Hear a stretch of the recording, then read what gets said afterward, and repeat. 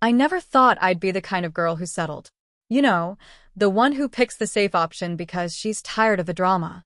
But here I am, sitting in my perfectly adequate house in suburban Michigan, thinking about how I ended up marrying the human equivalent of a beige wall. My name is Sam, and I'm 32 years old. This is the story of how I married Lucas, because I couldn't find a real man. Don't get me wrong, Lucas isn't terrible. He's just Lucas. When we met at my friend Katie's housewarming party, he was this tall, lanky guy who kept rearranging the snack table to optimize the flow. That should have been my first clue. He's a manufacturing plant supervisor, and oh my gosh, does it show. Everything has to be organized, scheduled, and planned out. When he asked for my number, he said he'd like to allocate some time to get to know me better. I actually thought it was cute back then. Funny how things change. After my wild ride with Maurice, this absolutely gorgeous contractor, who could light up a room just by walking in, Lucas seemed like a safe harbor. Maurice was all passion and spontaneity, but he also had this nasty habit of disappearing for days and flirting with anything that moved. Lucas, though? He texted back within minutes, always showed up exactly when he said he would, and looked at me like I hung the moon. Our first date was at this little cafe, where he had already scoped out the optimal table for conversation acoustics. I'm not kidding. He had these little note cards with conversation topics just in case things got awkward. Looking back, I should have run right then. But I was 29, and everyone kept telling me I needed to get serious about finding someone. The thing about Lucas is that he's reliable like a Toyota Camry or a store-brand cereal. He remembers birthdays, plans ahead for anniversaries, and actually listens when I talk. But he also color codes our grocery list and gets anxious if we don't stick to our meal plan. During our entire courtship, he never once just grabbed me and kissed me passionately. Everything was planned, calculated, safe. When he proposed after 18 months of dating, right on schedule, according to his relationship timeline, it was with this modest ring that he'd picked because it had the best quality-to-price ratio. He set up this whole elaborate scenario at a local park, complete with a spreadsheet showing why we were compatible. I'm not even joking, there was a PowerPoint presentation involved. My friends thought it was adorable, and I smiled and said yes because, well, what else was I supposed to do? I was pushing 30, and Lucas was stable, employed, and actually wanted to commit. During our engagement, the little things started piling up. Like how he'd text me asking permission to buy new work shoes, or how he'd practice his conversations with my dad before actually having them. He once spent 3 hours researching the perfect temperature to serve wine at our engagement party. Who does that? The wedding was exactly what Lucas wanted: small, practical, budget-conscious. I'd always dreamed of something more spectacular, but Lucas had this whole presentation about wedding debt statistics and long-term financial planning. He cried during our vows, which should have been sweet, but all I could think about was how Maurice would have probably winked at me instead, making me weak in the knees. My friends kept telling me how lucky I was. He's so thoughtful, they'd say. He really thinks everything through. Yeah, that's one way to put it. Another way is that he's about as spontaneous as a tax return. Even our honeymoon was planned down to the minute. Lucas had a literal itinerary printed out with buffer time built in for spontaneous activities. I'm not making this up. I kept telling myself that marriage would change him, that somehow, magically, Lucas would develop that natural confidence I found so attractive in other men. That maybe one day he'd just come home from work, pick me up, and carry me to the bedroom without first checking if it aligned with our weekly schedule. But you know what's really messed up? Lucas actually tries. He genuinely wants to make me happy. When I mentioned once that I miss going dancing, he spent 2 weeks taking online dance lessons before surprising me with a date night. It was sweet, but watching him count steps under his breath and apologize every time he made a mistake just made me want to scream. I look at our wedding photos sometimes, displayed in the geometrically perfect arrangement Lucas insisted on. There he is, crying as I walked down the aisle, while I'm smiling that tight smile that says, "This is fine. This is what growing up looks like." My mom keeps saying I hit the jackpot with Lucas. He's so stable, she says. He'll make such a good father. And she's probably right. He'd probably have spreadsheets for diaper changes and a 6-step flow chart for optimal burping techniques. The worst part? Lucas knows. Not everything, but enough. He sees how I roll my eyes when he starts talking about efficiency metrics at his job.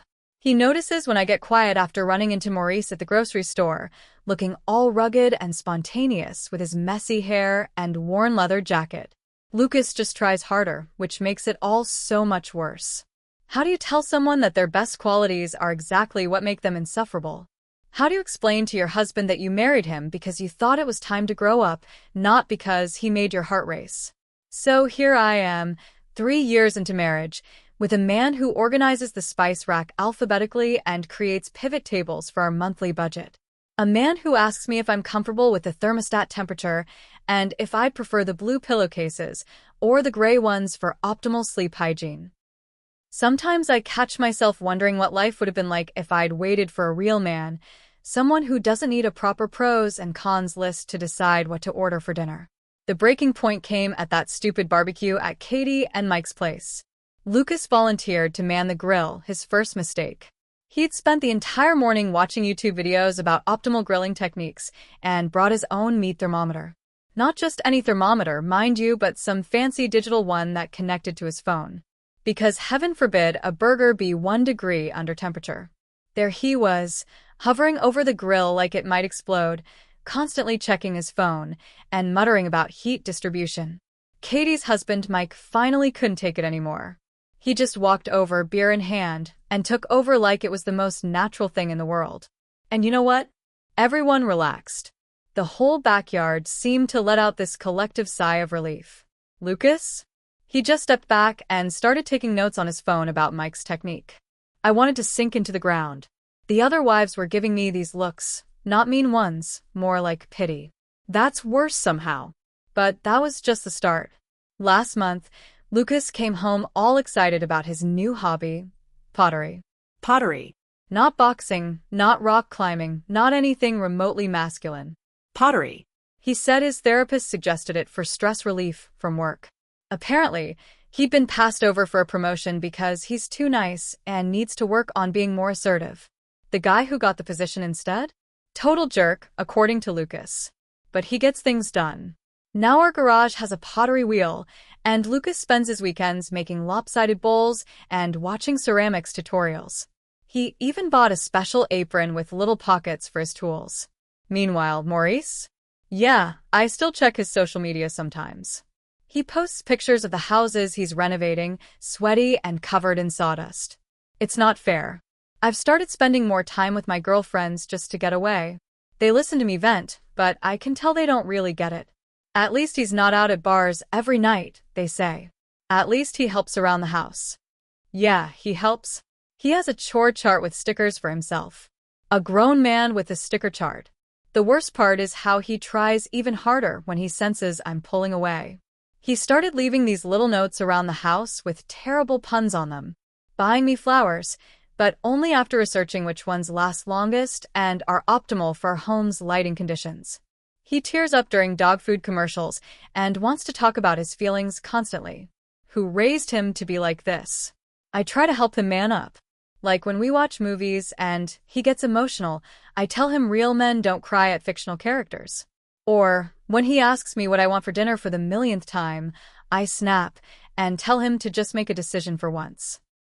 But he just gets this hurt look on his face and says he values my input. My input on takeout. I can't last. Last week, we ran into my ex, Maurice, at the home improvement store. Lucas was there, buying supplies for his precious pottery hobby, measuring tape in hand, comparing the dimensions of different shelving units for his craft corner. Maurice was there, buying actual construction supplies for actual man's work. The contrast was painful. Maurice gave me this knowing look, and I felt my stomach flip. He never needed a measuring tape. He just knew things, did things, made decisions. Meanwhile, Lucas was calculating the square footage of shelf space like he was solving a math problem. That night, I made the mistake of mentioning how nice it was to see Maurice. Lucas, being Lucas, asked if I wanted to invite him and his girlfriend over for dinner. Who does that? What kind of man invites his wife's ex over for dinner? I told him normal people don't do that. He responded by suggesting we look up social etiquette guidelines for interacting with exes. I'm not kidding. He wanted to research it. Sometimes I catch him practicing power poses in the bathroom mirror before work meetings. He read in some self-help book that it boosts confidence. All it does is remind me that my husband needs WikiHow to teach him how to be a man. The other day, he came home excited because he successfully implemented an assertiveness technique during a meeting. Turns out, he just managed to disagree with someone without apologizing 10 times afterward. And he wanted to celebrate. Actually celebrate. With sparkling cider, because he doesn't drink on weeknights. It affects sleep quality, apparently. Looking back, I guess I should have seen the dinner party disaster coming. Lucas had spent a week planning it down to calculating the optimal number of appetizers per person. He even created a seating chart based on conversational compatibility. I'd been day drinking with the girls beforehand just to cope with the idea of another one of his overplanned social events. Everything was going fine, I guess, until our neighbor Brad started talking about the new regulations at the manufacturing plant. Brad's one of those guys who actually speaks his mind. You know, a normal person. He was saying how the new safety protocols were overkill, just more red tape, making everything slower. Lucas, being Lucas, couldn't help himself. He started in with his statistics and safety incident reports, speaking in that soft, diplomatic voice he uses when he's trying to be assertive. Brad wasn't having it. He cut Lucas off, saying something like, "Sometimes you just gotta get the job done. Protocols are not." You know what my husband did? Instead of standing his ground, he backed down with this little nervous laugh and said, "Well, everyone's entitled to their perspective." Then he got up to refill the cheese plate, like some kind of caterer at his own dinner party. Maybe it was the wine, maybe it was years of watching him fold like a cheap lawn chair every time someone challenged him, but something in me just snapped. "This is exactly why I married you," I heard myself saying. The room got quiet. You could have heard a pin drop. Lucas froze, cheese plate in hand, with that stupid surprised expression he gets when something doesn't go according to his precious plans. I should have stopped there, but once the dam broke, everything just came pouring out. You want to know what real men do, Lucas? They don't spend an hour researching the perfect wine pairing for lasagna. They don't make spreadsheets for date night ideas. They definitely don't cry during their wedding vows or ask for directions or let people walk all over them at work. He just stood there, taking it, which made me even angrier. You know what's worse than having a husband who color codes the spice rack? Having one who doesn't even defend himself when his wife is calling him out in front of everyone. Our guests were staring at their plates, wine glasses, anywhere but at us. Classic Lucas. He started gathering empty glasses, like if he just kept tidying up, this wouldn't be happening. You want to know something else? I was on a roll now. I've been talking to Maurice again. Nothing physical, but at least he knows how to take charge of a situation.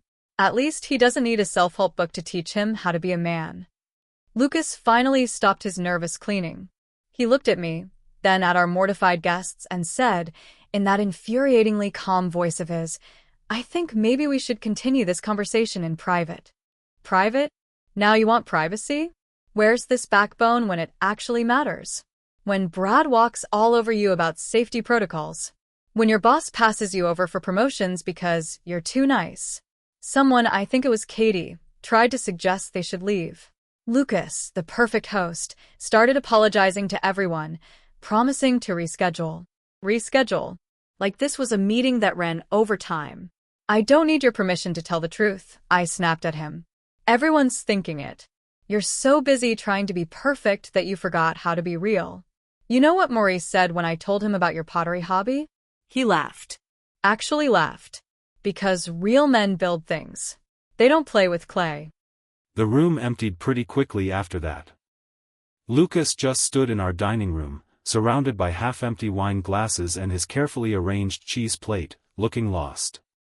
For the first time, he didn't try to smooth things over or suggest we discuss our feelings.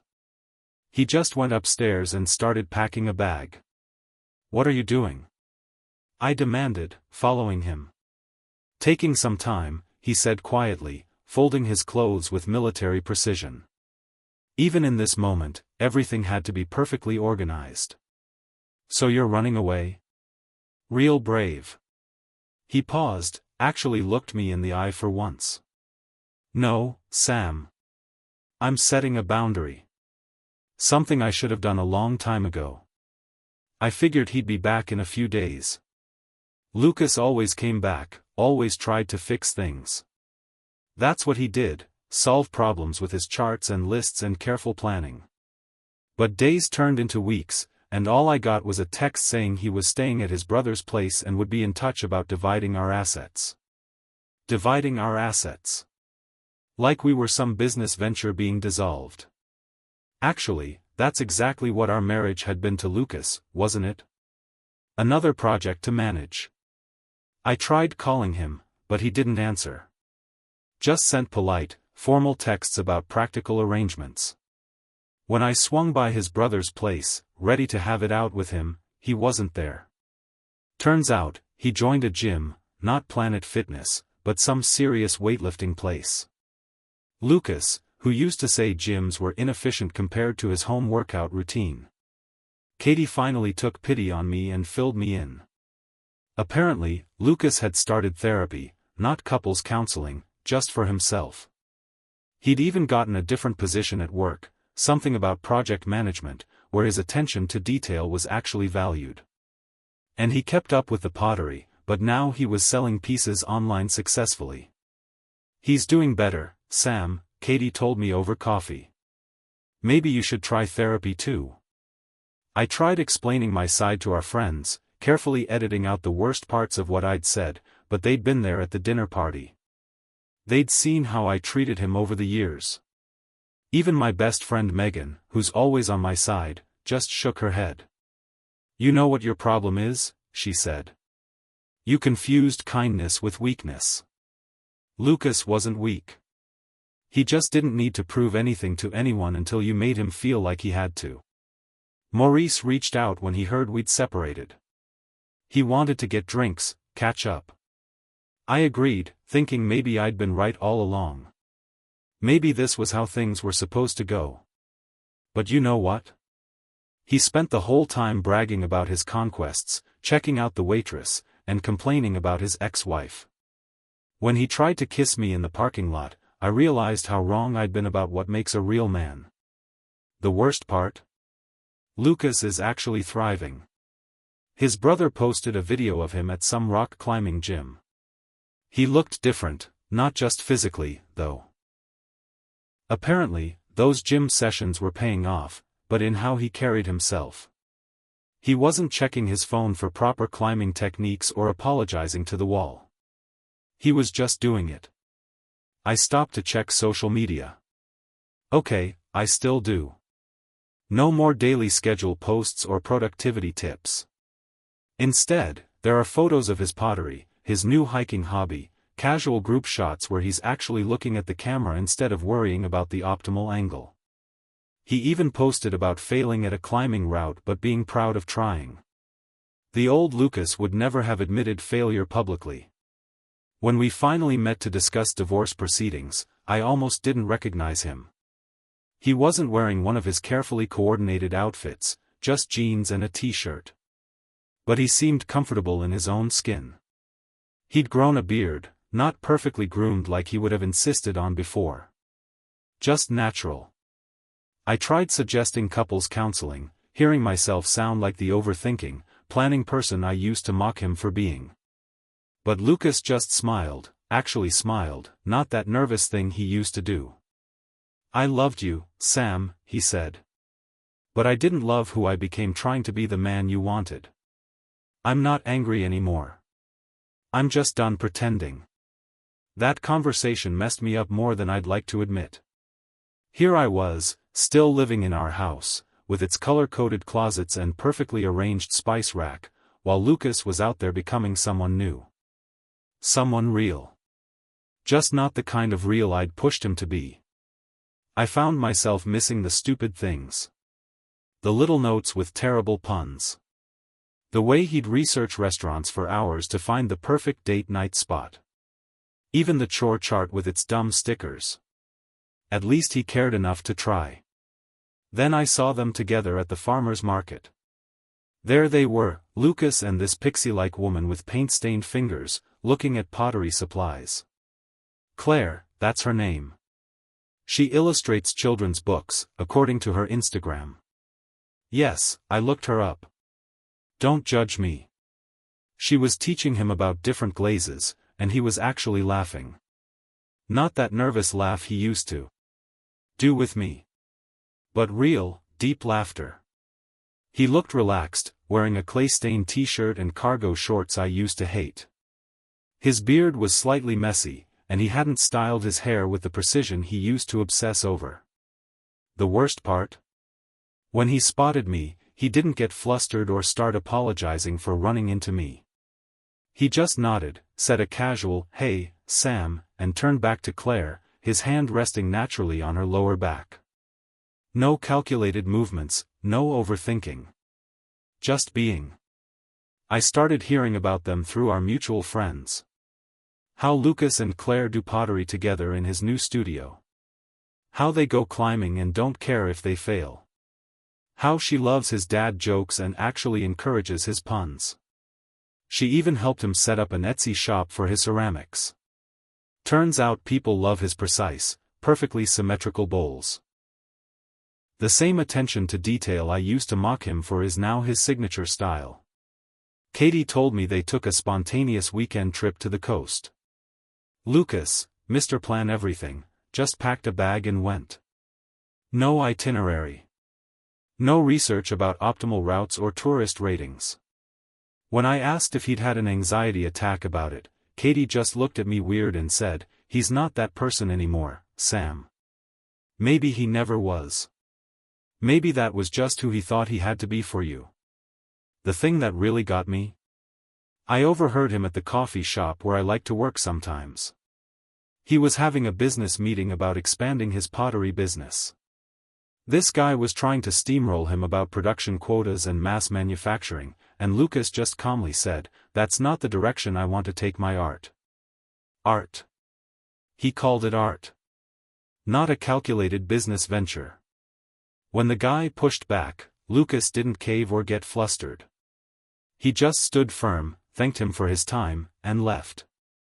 I watched him walk out, remembering how I used to wish he'd stand up for himself. Turns out, he could. Just not in the aggressive way I thought he needed to. He found his own way of being strong, and I was too busy trying to change him to see it coming. Claire came in right after his meeting. I pretended to be absorbed in my laptop while watching them. She took one look at his face and knew something was up. Instead of trying to fix it or offering solutions like I would have, she just squeezed his hand and asked if he wanted to throw some pots. He lit up like I'd never seen during our marriage. That's when it hit me. Claire wasn't trying to make him into anything. She wasn't waiting for him to man up or comparing him to some ideal. She just let him be Lucas. And somehow, that allowed him to become more himself than he ever was with me. I didn't expect to see them at Katie's wedding. I mean, I knew they'd be there. Katie and Lucas stayed close friends. Another thing that surprised me, but I wasn't prepared for how it would feel. Lucas was a groomsman, looking sharp in his suit but relaxed. Nothing like the stiff, overthinking guy who used to triple-check his tie in our wedding photos. Claire was wearing this flowy vintage dress, her hair all messy and pretty, with dried flowers woven through it. The old Lucas would have stressed about how unconventional it was for a wedding. But Lucas? He looked at her like she was the only person in the room. During the ceremony, I watched him squeeze her hand when the couple said their vows. No tears. No nervous fidgeting. Just this quiet confidence I'd never seen before. He gave a toast at the reception, and I waited for the index cards to come out, the carefully rehearsed speech with statistical references about lasting marriages. Instead, he stood up, no notes, and spoke from the heart about love, growth, and being true to yourself. People actually laughed at his jokes. Not polite chuckles, but real laughter. Claire watched him with this proud little smile, not even a hint of embarrassment or wish for him to be different. I ended up dancing with this guy, Chad, one of the other groomsmen, tall, muscular, super confident. Exactly the type I used to wish Lucas would be. He spent the whole time talking about his CrossFit routine and how most women can't handle a real alpha male. I caught Lucas's eye across the dance floor while Chad was mid-brag, and for a split second, we shared this look of understanding that made me laugh and want to cry at the same time. Later, I overheard Claire and Lucas by the dessert table. She was teasing him about how he'd organized the cupcakes by color gradient without even realizing it. Instead of getting defensive or apologizing like he would have with me, he just pulled her close and said, "You love my organized chaos." And she did. She genuinely did. That's when it really sank in. I'd spent our entire marriage trying to turn Lucas into someone else's version of a real man, when he was actually becoming one by simply being himself. All that attention to detail I mocked. He turned it into art. The sensitivity I thought made him weak? It made him emotionally intelligent enough to work through his issues and grow. The carefulness I mistook for cowardice? It was actually thoughtfulness. I watched them leave the reception early, not because Lucas was overwhelmed by the social interaction like he used to be, but because they were teaching a couples pottery class the next morning. They looked so natural together. So comfortable. No one trying to change anyone else. No one settling or wishing for something different. You know what the worst part is? Lucas didn't get a better woman. He became a better person. While I stayed exactly the same. Still judging, still wanting things to be different, still not understanding that being a real man has nothing to do with dominance or aggression or never showing emotion. All those things I used to hate about him, they were never the problem. I was. And now, I get to watch him be happy with someone who appreciates all the things I was too shallow to value. While I'm here dancing with guys like Chad and finally understanding what I threw away. I used to tell everyone I married Lucas because real men weren't available. Turns out, I had a real man all along. I was just too busy looking for a stereotype to notice.